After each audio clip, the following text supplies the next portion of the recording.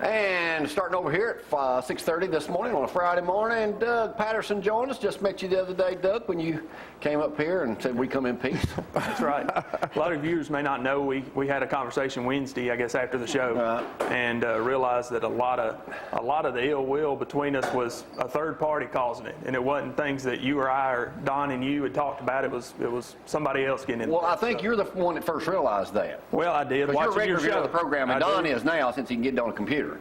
I do watch the show, and I was watching it Wednesday morning and heard you talking about some of the things, and I realized that we had problems.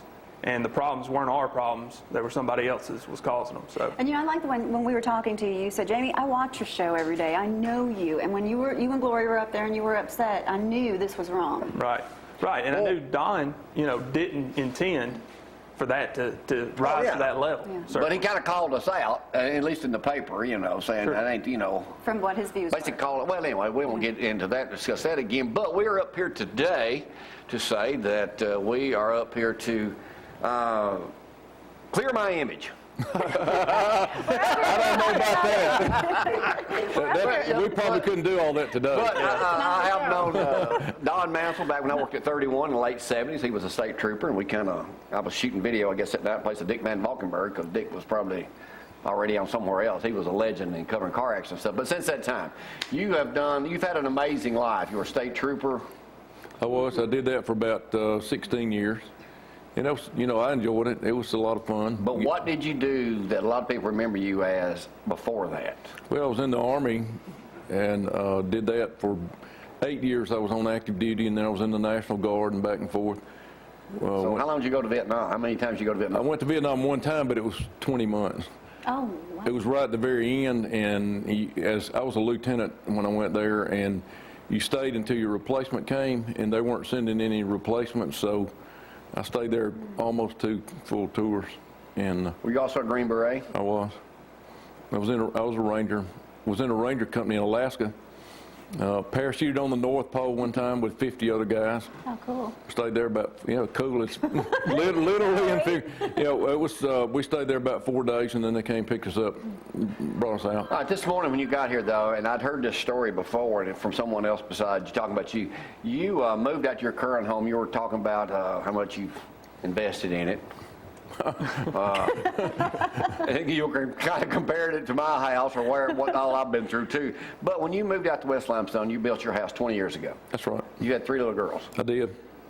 When you first got there, your wife died 3 months later. 3 months later, when you moved, was it cancer? I mean, had breast cancer. Yes. You raised 3 girls. I did, and they're all smart, a lot smarter than I am, and they've all been successful.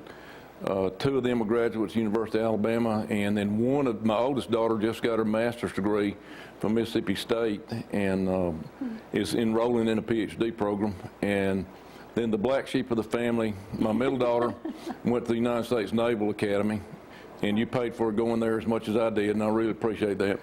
But she's really good kid. She's like my only son, I guess. And her husband's in the Navy. She got out because they were always being stationed 200 or 300 miles away from each other, and he's still in. He's on a ship, and they're in San Diego. And then I have 2 stepsons, and they're slow learners like my daughters. Both of them are medical doctors. One's in Tuscaloosa, and one's in Washington, D.C. And they're super kids. They really are. Smart family. Yeah. And my oldest daughter and my youngest stepson were at Alabama at the same time, and in the band and in gifted programs here in the county school systems, and they knew each other, before Terry and I met. So you raised those 3 girls, and 10 years later, you got married to your current wife. That's right. Well, I won't go into a comparison here with candidates on kids. I got one of mine out of prison for meth. I'm not kidding, and that was the girl. I know. You probably already knew all that. Well, no, what else are you going to bring up? You remember you talked to me about stuff. You helped us with our son. You called me a couple times. So, right. Yeah, we did, and you were a lot of help to us and everything. He is also an attorney. Yeah, so, he's an attorney. You're a used to city services. judge. How long have you been a lawyer here in Athens? I've been a lawyer right at 20 years. In fact, this year in May be 20 years I've had my law license. I've been city judge about 16 years, and I checked numbers the other day, and we've had almost 100,000 cases come through, and 16 years. And, you know, people say, well, that's city court, that's little stuff. If you're standing there and some guy's looking at fining you a couple $1,000s and putting you in jail for a year or two, it's not little stuff, you know. And people don't, you have different levels of economics in this county, and somebody paying a $200 fine, you know, to me and you, yeah, that's bad, but it's not bad as bad as it is these people that are making minimum wage, and that's 2 days' pay by the time they get their tax taken out and all the other stuff. And so you hit somebody up for a speeding ticket today, it's $184. That's 2 days' pay for most people, or a lot of people around here. So it's serious stuff. I was talking to someone yesterday, and they said one thing about you when you're up there in front of, you know, when you're holding court, and the person, their situation, you take all of that into consideration, and you treat them as fairly as you possibly can. I do. You know, and you can't treat everybody alike because they're not all alike. And you have to take all that and try to weigh it and do the best you can to keep the city from going wild and also not punish too much, you know. Yeah. All right, now, we're going to get back on running probate judge here in a second. Doug, I'm going to ask you a second now. When this position came up, what makes a young attorney like you want to get involved with the Mansell campaign? A young attorney like... Yeah, like him. Compared Like him? To, like me. I thought you were talking to me. No, like him. I have a birthday coming up in a couple of weeks. Get involved with Birthday. somebody like Judge Mansell. Well, you know, I've had a lot of people ask me, why are you supporting Don? And the best answer I can give you is because being a judge and appearing before judges, you know that being a judge is about making decisions.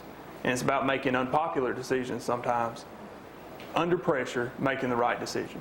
And you look at a career of somebody that knows how to make the right decision under pressure that may be an unpopular decision. He's done it in the military, he's done it as an Alabama state trooper, and now as a municipal judge. He's done it over and over again. So he knows what he's doing when it comes time to make a hard decision. And, you know, that comes before a judge, and that's what being a judge is all about. And so that's why I'm supporting Don, because I want to see somebody in that office that can make good decisions. You saying I couldn't? Well, Well, we now know that you've made plenty of the wrong. Yeah, I've made plenty of wrong and don't mind admitting it. You were just recently could. honored at an Alabama game. That's right. Down to the Tennessee game. What was the purpose of that? We've got some photographs of that. At every home game, they pick somebody that is a military veteran that most of them are connected with University of Alabama, either were students or somehow closely connected.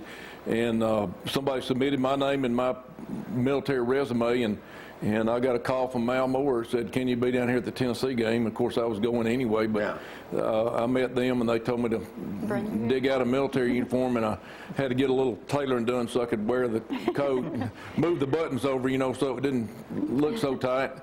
And, How big an honor was something like that? I mean, hey, listen, standing on the field with 102,000 people, I was on all the jumbotrons around. I didn't see that at the time, but I was told that later on. A couple of F-16s flew over, and it was, you know, one of my friends said they zoomed in on you on the jumbotron while they're playing the national anthem. I said, did they get a real close-up? And he said, yeah. And I said, did they get the tears? And he said, yeah, they did. So it was pretty strong. Should have talked to him ahead and just said vote Don Mansell for Held up a sign while they were zooming in on Joe Namath, I think they've got Joe Namath's my all-time greatest. I've told y'all that many times over. He's to me. Y'all have a lot of similarities on some things. We like good-looking women, but I interviewed Joe once when he was doing the Guys and Dolls in Birmingham, and Pat Dye was there that night. Barry Brown had been there the night before filling in. But they've got an HBO special coming up this Sunday night on Joe, and they're talking about in the paper, talking about his meltdown from drinking too much. Yeah, I take that as a compliment. A lot of deal with Joe Namath. He has a daughter there now. He does. I think she's probably a senior this year. She should be. He came down. He was in the homecoming parade a couple of times on their sorority float. Why have you chosen to want to secure the office of probate judge? Well, it's now the city judge is 1 day a week, and of course, probate judge will be every day. And I, you know, I probably make more than what the probate judge makes now, but it give me another opportunity to make decisions. You're not doing it for money. No, it's not. I mean, It's not really money driven. No, it's not money driven. I mean, it's a decent check. Most people in this county don't make that much money, but still, I'd be able to make a difference. I hope that's my goal. Judge Mike Davis did a great job. Oh yeah, Mike Davis. He finished high school with your neighbors out there. You know, the All ones. of y'all went, man. That must have been a smart group. You got Andy Weldon, Bill Donovan, Joe Cannon, you. Yeah. Gary was in our class, Clem, and you know we had. Let's not bring up Gary too. Yeah. That's a sensitive You know who that is? I don't know if you do. Well, okay, since we're on him for a second. He's not here to defend He may be himself now.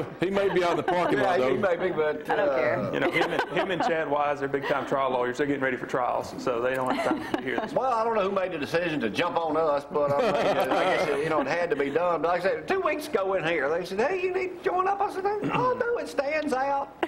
You know, Sam was up the street from me, and he was my neighbor, and he was out. I said, "Well," and then they're up here, that Kaufman and Davis with the Republican Party. You need to do it. I said, "Well, hey, we can give her a shot." Well, didn't go. How did it go, Frank? Not too good. Not too good. Right. Probably had the shortest political campaign in Limestone County history. Well, you always like to make history, so there you But go. I mean, You learned something from it. I did too. we don't like confrontation, and as you know, we're out here basically any way in the world we can help you get elected in that. What kind of probate judge you think you'll make, Doug? He'll make an excellent probate judge. I think, I appear before the probate judge now more than most lawyers. And I tell you, Mike Davis was fantastic. We had a good one in him. And sad to see him retire. Stan McDonald stepped into there and done a good job, especially with the situation he had being appointed.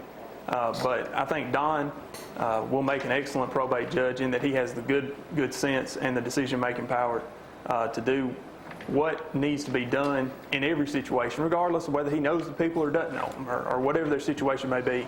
He can make the right decision. Don's been talking about modernizing the probate judge's office a little bit, and he can tell you more about that, and maybe as the campaign goes on. But that's one thing we need to look at. All right, now that I'm out, I know a lot of y'all are disappointed, but your opponent is Charles Woodruff, and as far as I'm a good guy, but a lifelong Democrat, and you, as I understand, were the first person ever to run as a Republican in Limestone County?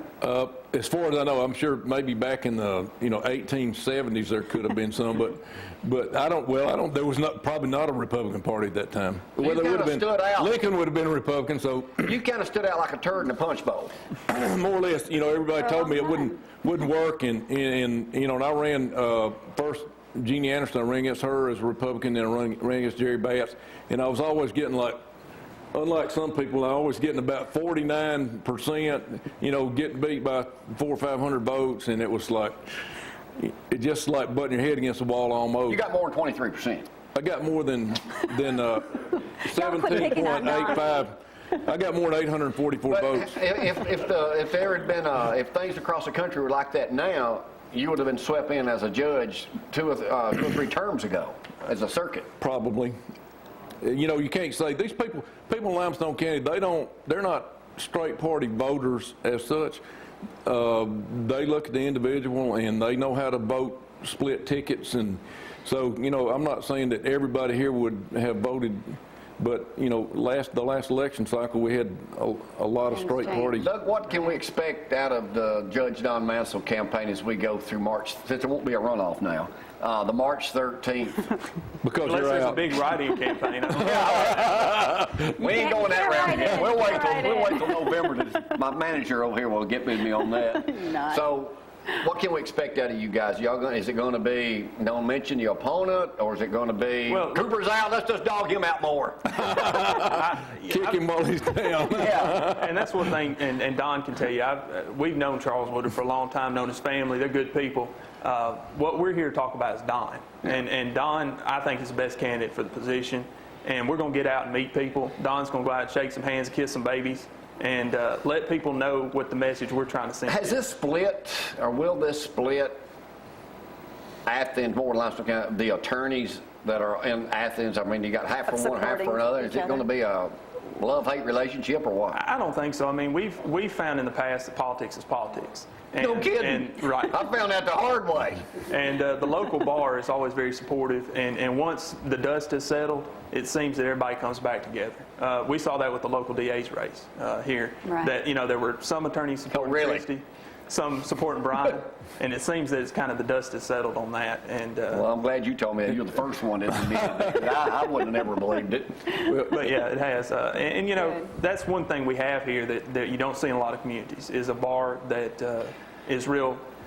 We get along well. Well, I You guess have that to work with each other on daily, so you have to get along. a small That town. of that is, we come unglued Wednesday and do a kind of a, hey, quit jumping on me. I'm just like y'all. And then, later on, that y'all were up here and explained everything. Everything's fine. And we quit jumping on you. Yeah, you quit jumping on me.